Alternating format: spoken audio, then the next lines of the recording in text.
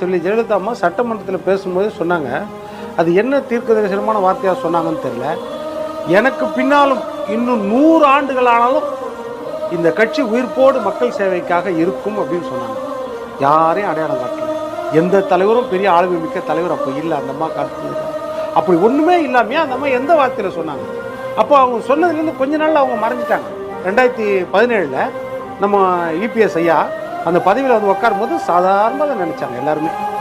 ஆனால் ஒவ்வொரு செயலையும் அவர் செய்ய செய்ய செய்ய செய்ய எந்த அளவுக்கு வந்து நிற்கிறாரு நம்ம இயற்கையாக யோசிக்கலாம்ப்பா. 2016 ஜெயலலிதா அம்மா மறைவு, 2018 கலைஞர் கருணாநிதி மறைவுன்னு நினைக்கிறேன். இயற்கையாக என்ன வருது, கலைஞர்கிட்ட இருக்கிற 100 டேலண்ட் 100 தாளந்துகளில் 90% ஸ்டாலின் கிட்ட இருக்குன்னு நினைச்சேன். அதே மாதிரி ஜெயலலிதா அம்மா கிட்ட புரட்சித்தலைவர் எம்ஜிஆர் கிட்ட இருக்கிற தாளந்துகளில் 190% எடப்பாடி கிட்ட இருக்க வாய்ப்பு இல்லைன்னு தான் நினைச்சேன். ஆனால் எப்படி மாறிச்சு பார்த்தீங்களா?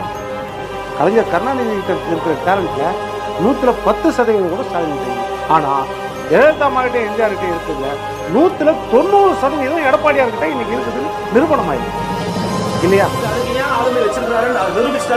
ஒவ்வொரு கட்டத்திலையும் நிரூபிச்சுட்டே வராருல, செயல்ல நிரூபிச்சுட்டே வராரு.